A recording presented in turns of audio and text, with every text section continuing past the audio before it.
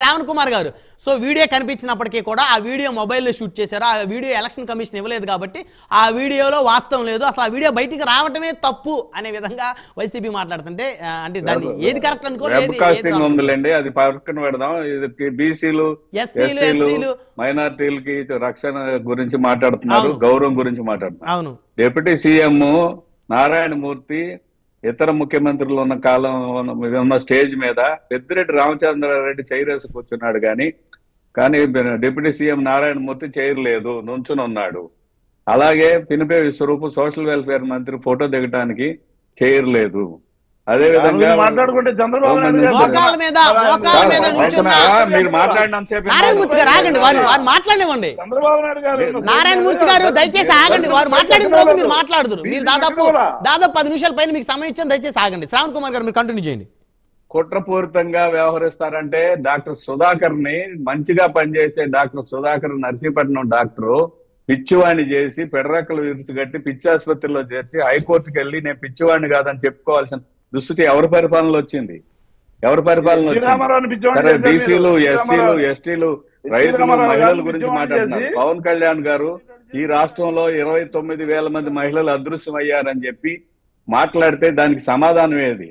29,000 మంది అదృశ్యం అయ్యారని చెప్పిన దాన్ని వాస్తవం అని చెప్పి పార్లమెంట్ ధృవీకరించింది. పార్లమెంట్ క్వశ్చన్ లో సమాధానం చెప్పారు. మహిళల పట్ల ఉన్న గౌరవం ఏంటి? ఓ బూత్ లో మాచర్ల పోలింగ్ స్టేషన్ లో ఒక మహిళ ఏజెంట్ గా కూర్చుంటే కత్తితో దాడి చేసిన సంఘటన ఎవరి పరిపాలనలో జరిగింది? అదేవిధంగా రైతుల గురించి మాట్లాడుతున్నారు. రైతు ఆత్మహత్యల్లో కౌలు రైతుల ఆత్మహత్యలో భారతదేశంలో చిన్న రాష్ట్రమైన ఆంధ్రప్రదేశ్ 2వ స్థానంలో ఎందుకుంది? వీళ్ళ పరిపాలన గొప్పదైతే మామూలు పట్టాదారు రైతుల ఆత్మహత్యల్లో 3వ స్థానంలో ఎందుకుంది? ఇదంతా ఒకటి ఆలోచన చేయండి. ఇంకొకటి ఏంటంటే ఆస్తులు కూడబెట్టుకుంటున్నారు అంటున్నారు. అసలు జగన్మోహన్ రెడ్డి 2004లో కానీ ఆయన ఆస్తులు ప్రకటనప్పుడు రాజశేఖర రెడ్డి గారికి ఉన్న అఫిడవిట్ ప్రకారం ఆస్తులు ఎంత, ఇప్పుడు జగన్మోహన్ రెడ్డి గారి ఆస్తులు ఎంత?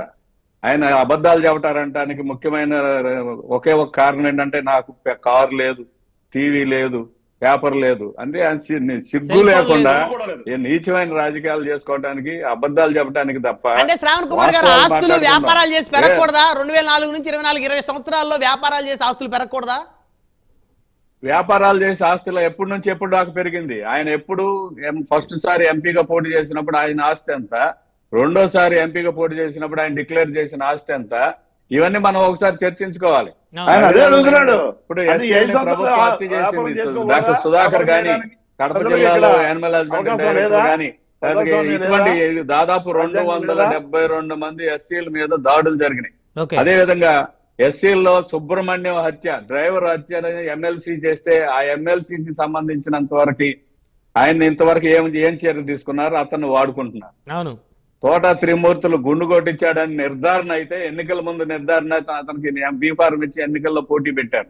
మీరు గౌరవిస్తున్నారా ఎస్సీ ఎస్టీలని, బీసీలు మీరు గౌరవించే వాతావరణం మీకుందా? అటువంటి సాంప్రదాయం ఉందా మీకు? అసలు మీ సలహాదారులో, ప్రభుత్వ సలహాదారులో ఒక్కడన్నా ఎస్సీ వాడు కానీ, ఎస్టీ వాడు కానీ, బీసీ వాడు కానీ, ఇతర కులాల వాళ్ళు ఒక్కడన్నా సలహాదారుడు ఉన్నాడా మీకు ప్రభుత్వంలో? మీరు అంటే మా కులాల్లో ఎవరు కూడా మంచిగా ఆలోచన చెప్పేవాళ్ళు కానీ, రాష్ట్రం గురించి ఆలోచించగలిగే వాళ్ళు కానీ ఎవరైనా ఉన్నారా? లేరనా మీ ఉద్దేశం? ఆ మాటకి సమాధానం ఏం చెప్పారు జగన్మోహన్ రెడ్డి?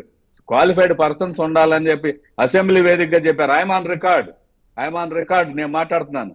ఉన్నారా అని అడుగుతున్నారు. అంటే మేము మనుషులం కాదు, మేము చదువుకోవట్లేదు, మాకు జ్ఞానం లేదు, మా మీద దాడులు చేయొచ్చు. దాడులు ఇప్పుడు ఉదాహరణ మాచర్లో తీసుకుందాం.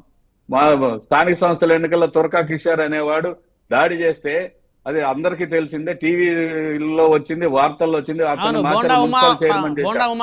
దాడులు చేసిన వాడికి పదవులు ఇస్తారు, అణిచివేసి మీకు ప్రశ్నించిన వాడికి పదవి ఇస్తారు. మీరు పదవి ఇస్తారు కానీ గౌరవం లేదు, ఆత్మగౌరవం లేదు. మాకు కావాల్సింది ఆత్మగౌరవం.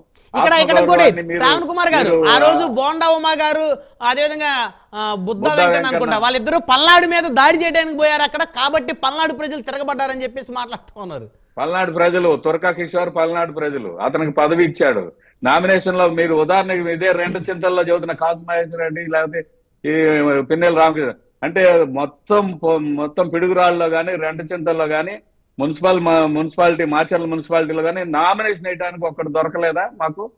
కాదు, బెదిరించి భయపెట్టి నామినేషన్ పేపర్లు చించేసి అధికారులను లోపరుచుకుని ఈ రోజున అధికారులు భయపడి ఒక ఆర్ఓ ఎందుకు యాక్ట్ చేయాల, ఒక ఈవీఎం పగలగొట్టారు ఎందుకు పోలేదు, ఒక ఆర్ఓ ఎందుకు పోలేదు, ఒక ప్రిసైడింగ్ ఆఫీసర్ కంప్లైంట్ ఇవ్వటానికి ఎందుకు ఆలస్యంగా వెలుగులోకి వచ్చింది. ఇటువంటి అంశాలు మాట్లాడాలి. అంటే భయాందోళనలో కింది వర్గాల ప్రజలు, కింది కులాల ప్రజల్ని భయాందోళన పెట్టి మా రాజ్యం మేము పరిపాలించుకోవాలి.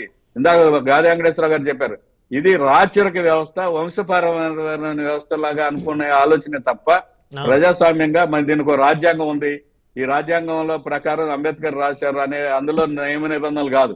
మేము రాజన్న రాజ్యం తీసుకొస్తాం. రాజన్న రాజ్యం అంటే పేద ప్రజలను అణచివేసి అక్రమ ఆస్తులు కూడబెట్టుకొని ఎదురు మాట్లాడే వాళ్ళందరి మీద దౌర్జన్యాలు చేసి, దుర్మార్గాలు చేసి, తప్పుడు కేసులు పెట్టి ప్రతిపక్ష పార్టీలందరినీ కూడా భయాందోళనకు గురి చేసి వాళ్ళ మీద దాడులు చేసేసి అవసరమైతే మూక దాడులు చేసి మేము పరిపాలన సాగిస్తాం అనేదే తప్ప ప్రజలకి గౌరవం ఇద్దాం, వాళ్ళకి ఒక హక్కు ఉంటుంది, వాళ్ళకి ఆత్మగౌరవం ఉంటుంది అనే ఆలోచన లేని వైసీపీ పార్టీ గురించి ఆయన ఎంత సమర్థించుకున్నారంటే ఆయనకి పదవి ఇచ్చారు కాబట్టి.